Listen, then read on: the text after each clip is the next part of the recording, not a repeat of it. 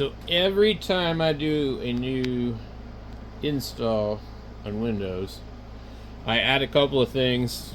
First thing I do, I download Mozilla Firefox and I get the hell off of the browser, the Edge browser. I come in and I add Privacy Badger, Ghostery.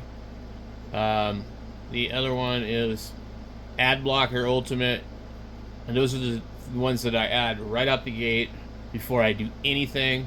Second thing is I do Cinebench R32, R23, I mean, and do not, and I will warn you this, do not download this from anywhere on here. If you go to Maxon, you won't find it, okay? It's not on their website. They want you to download this new one that everybody is supposed to be using, which is called Cinebench 2024. And that's fine. I'll download it and show you. It's not the same one, okay, that we've been using. You can download it for x86, 64, ARM, and Mac OS. But this is not the R23. I don't know if this is going to take over and become the newest thing, but the numbers are not even close to the same, so the numbers you're familiar with aren't going to look right. So, let's back out of that though. I'll show you the only place that's safe to get R32. Definitely not this one here, okay? These are scammy websites, and they've got something funky going on. This TechSpot, I don't trust that. The Guru3D.com, I don't trust that one. And the next one that will show up, if you can find it, will be the Microsoft Store. That is the only one. There's even threads on Reddit on where to find it, because these other ones have viruses in them, or at least they look like they do. So you'll download it from Microsoft that will look like this. And if you've done like I've done, you've just installed Windows, sometimes it may not work.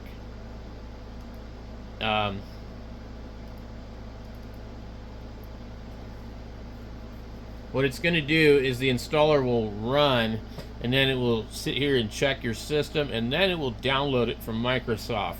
This is the only safe way I know to get this thing, and I've seen errors of it downloading, but anyway, don't download it from any of these other sites. If you can't find it on Maxon, you need to get it from Microsoft.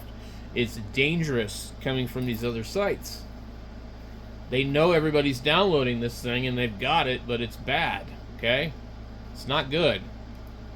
Alright. So, we're still downloading updates and all this other stuff. We're just going to run it right now just for the hell of it. That's the first thing I do. I let it run. I see how the computer's going. Just get an idea. This isn't going to test your GPU, really, that I'm aware of. It's testing multi-core stuff. And our list here shows the different ones that we're looking at. There's 11 different ones on the list. As we go a little further, we'll suddenly pop up somewhere on the list, the bottom, the middle, whatever. We'll never be at the top. The first one is the Ryzen Threadripper, and then the second one is a Intel Xeon, which I don't know why. And then another Ryzen Threadripper, the 1950X. The top one is the 2990 WX 32C. The fourth one is an Intel Core i9 9th generation. That's a 9880H CPU. Underneath that's a Ryzen 7 1700. Underneath that is a Xeon CPU E5 2697. To me, that sounds like a server. At 2.7 gigahertz, it's not a lot. I'm wondering why the gigahertz are going down on a lot of these newer ones. Here we can see, I'm going to tell you right where I'm going to pop up, between 8 and 9 probably, because here is number 8, Well, let's just read you number 7. It's another Xeon CPU. It's an X5650. But underneath that is a Intel Core i7 7700K. And that one scored 6302. We'll be right underneath that probably. Because underneath that, well, maybe not. Underneath that's another i7, an 11th generation. But see, that top one is 4.2 gig. The one below it is 2.8 gig, 11th gen Intel Core i7 1165G7 at 28 watts. See, look, there we are. We are between those two, exactly like I said. So we know we're going to be above 4904, but we're not going to be above 6300. Let's see if you can see it.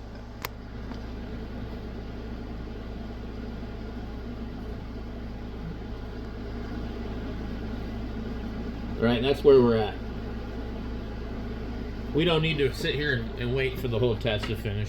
We know where we're going to be at, and that's without any updates, that's without activating Windows, that's without doing anything. So, over 5,000 score, I'm sure. At least over 4,904. So, that's how the 6700 stacks up on a DDR3 machine. On a DDR4 machine, you probably do a little bit better. I've got a 6700 DDR4 machine, and I've got some Dell. I think those are 6500s. Yeah, they are. I've got I might, if I had another one of these, I might be able to put one of them in the Dell computers, because I think it's the same socket. But anyway, and they're DDR4. So, but this right here has been a workhorse computer for me. And the Dell isn't any better because it's a low profile computer also. So, anyway, these are the things that I do right out the gate when I redo something. And then the second thing I'll usually do is I'll go and I'll download the SDR Play. I'll download SDR Uno. I really wish they would stop with this SDR Connect bullshit. It's terrible. It's absolutely freaking horrible. SDR Connect looks like crap. But from what I understand, SDR Play didn't actually create SDR Uno. And so, I guess, I don't know. I guess that's got an issue to do with something. So, there's no way do you want to run SDR Connect if you don't have to. Also, I will tell you, as Daniel says, that this company will leave you hanging high and dry if you have any kind of hardware problems. They will absolutely not do shit for you. Cool product, horrible support. Horrible. Anyway, that said, who cares? You're not buying it from the UK. You got SDR Connect and you got SDR Uno. SDR Connect is SDR Play's multi-platform SDR and server software for Mac OS, Linux, Raspberry Pi, and Windows. Click here to download. SDR Uno is SDR Play's own full-featured SDR software for Windows. Click here to download. And it used to be available for everything. It is far, far, far better. Far better. You don't want this other crap. I mean, you can use it, but I don't like it. You have the SDR roadmap. It can be found here. Okay. They always make so much bullshit on their website. Like, could you please, everybody, stop making everything so complicated? It's almost worse than a Linux download tree. And then there's some plugins. There's some ADSB plugins, community plugins. It's like, what the freaking hell? And it's very poorly explained, in my opinion. It does not appear to be downloading. Come on. Yeah, something's not working.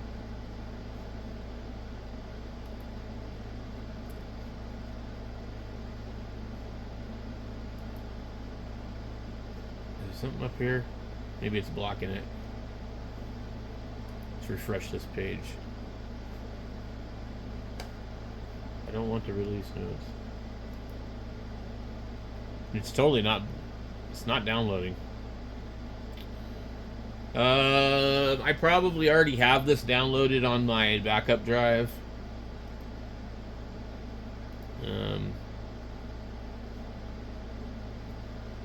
Really interesting. Please note that for rig control, SDR Uno is not compatible with unofficial multi-rig, OmniRig version 2.0. Please use the official version of OmniRig 1.2 from dxatlas.com. And that is definitely true. I've run into some issues there with that. I just don't know why this thing is not opening. Let's try this. Copy.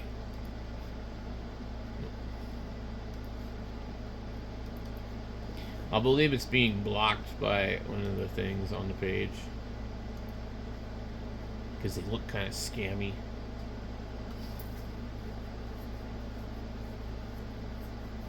So we'll just go to Windows browser. Good Lord. How long does it take to open a freaking page? No wonder we can't download the damn thing. It's not 5 o'clock. It's 6:40. We shouldn't be having this kind of trouble. Holy moly. Did you see how long that was? Yeah, see, look, something blocking it in the other one. That's okay.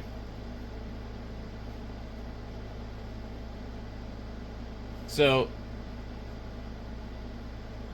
it's actually downloading pretty quick. I am going to download SDR Connect and try and force myself to use it. I don't like it, but it's a lot easier. It's the only option in Linux. Now, what I'm kind of curious is, we have Firefox over here. Can we back out of this page? We will try SDR Connect. I just want to see if it'll even let me. SDR Connect is, as I remember, maybe a little easier to install, but definitely not super easy. And they don't support 32-bit Windows anymore.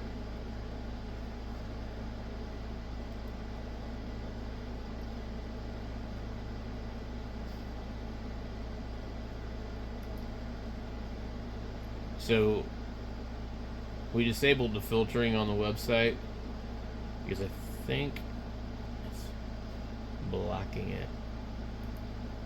Yep. So AdBlocker Ultimate doesn't like SDR Play.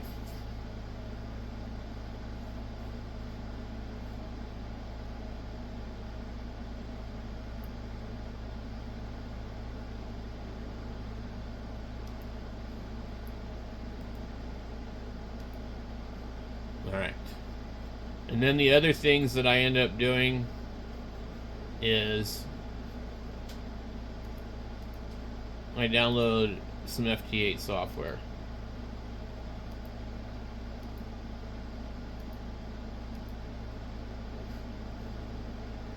Which is also kind of tricky.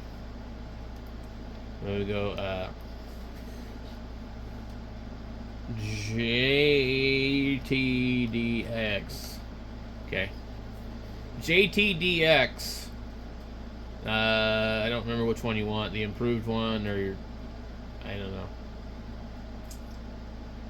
What I'm going to do, probably come in here and go into my file. and Windows is not showing any of my other drives at this point, so I can't just go in there and check it. Well, anyway, JTDX download. Brought to you by Igor.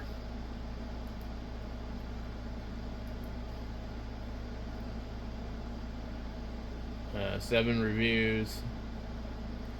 JTDX improved is an enhanced version by Igor. Both my and Igor's forks are based on the excellent. After the success of the improved project, I thought it was time to implement some of its enhancements now also to JTX. Note, improved is experimental and licensed under blah blah blah. I am not aware of any adverse effects, however, use it at your own risk. Right.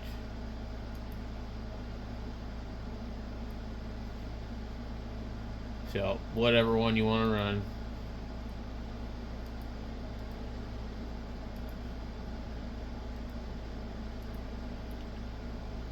And this is kind of what I do every time. I set up tons of computers all the time. I get tired of doing it after a while, to be honest with you.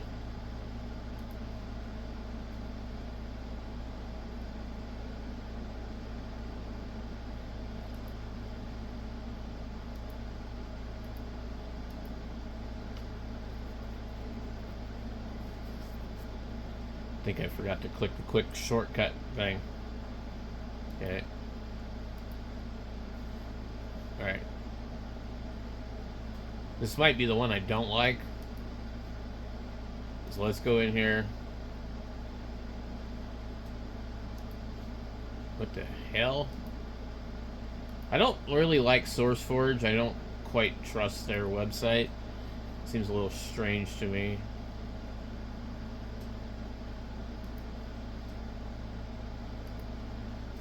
See what I'm talking about? I'm getting this thing here. Let me click on it.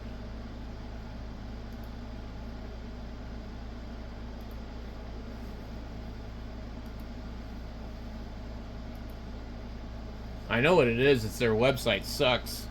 And, ooh, what is that? Why is it opening that? Well, that looks shady. See that?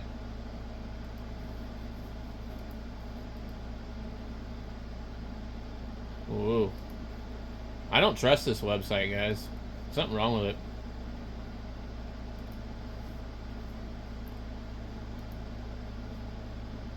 All call 7. Yeah, that looks shady. So, I really don't like downloading anything from them. Because, like, just goofy. Now, let's see what we got here.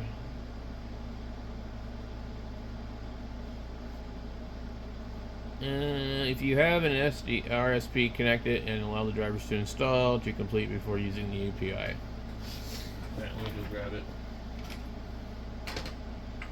I just have it right over here.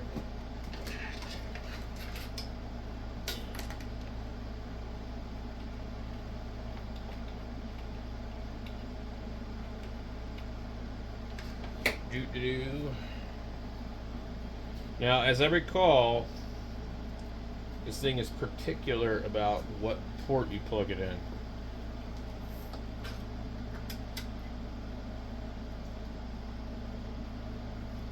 So, you probably don't want to plug it into the front port of your computer. Unless that's where you're going to leave it.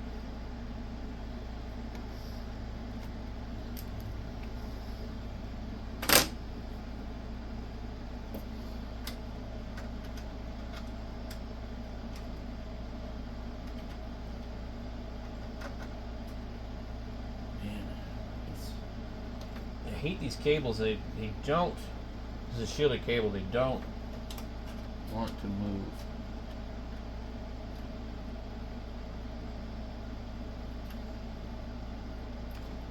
Oh, you know what? I can't even tell what the hell is going on back here. is ridiculous. It's like trying to get to these USB ports on the back of this freaking thing. It's obnoxious. Yeah,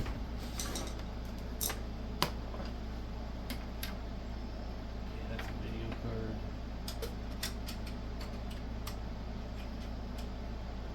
card. I'm basically going by braille here, guys. God dang.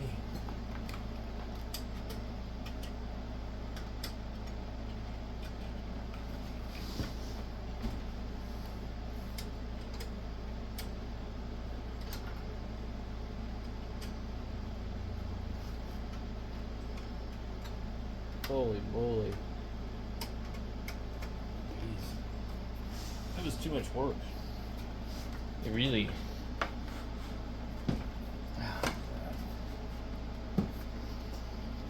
It was super difficult. I don't know if the drivers are installed.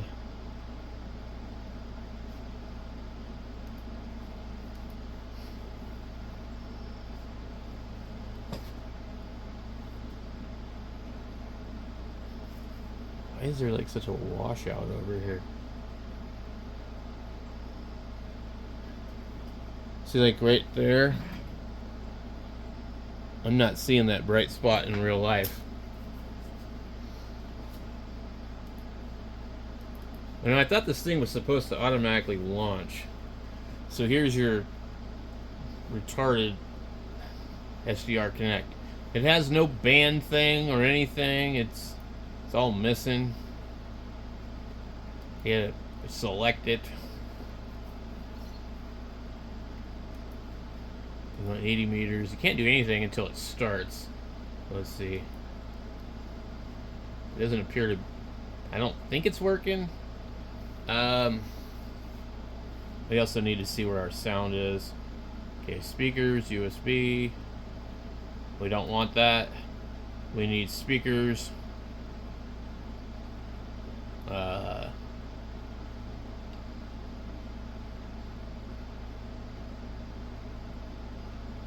So I need to download some drivers, it looks like. Yeah, speakers, high definition audio. I'm not...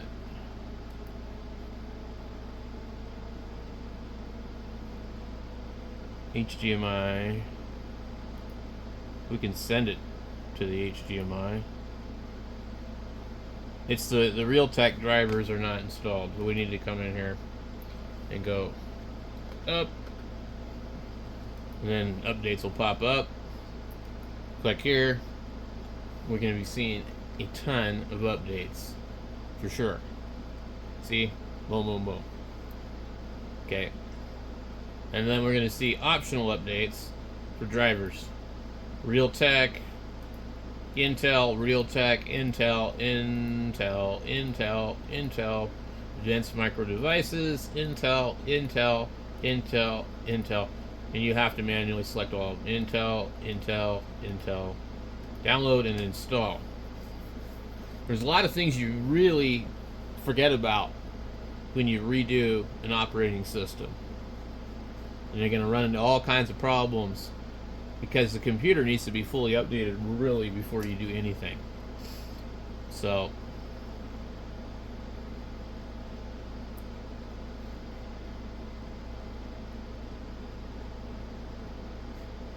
now we got we'll just leave that be.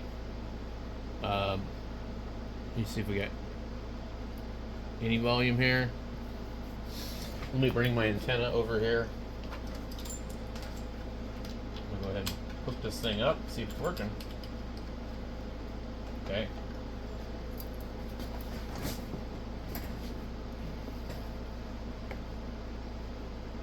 Again, I don't really hear anything. The frequencies that we're looking at here, let's go 80 meters.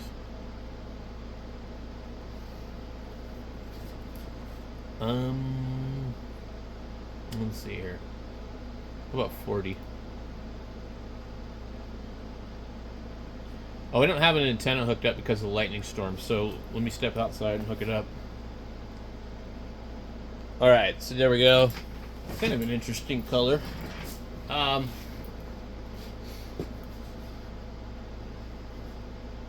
Still don't hear anything, but that's okay. So it's working. We have no sound.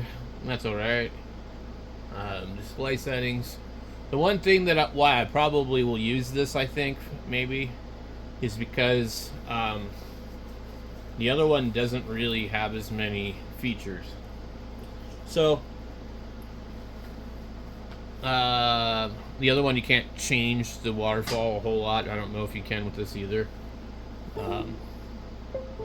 Okay, so we got some things doing some things right now. Well, one thing I can do with this is I can take this and I can move this over to my other monitor. Watch this. I can bring it over to there. No, it didn't work. Okay. I'll try it again.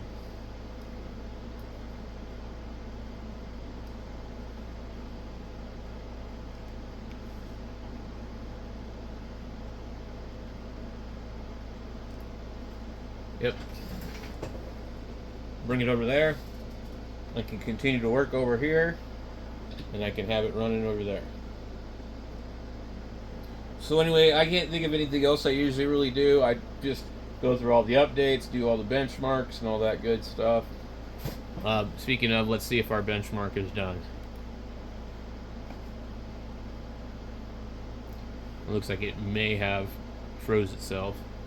We do have to resize this in order to get it to fit over there. Anyway.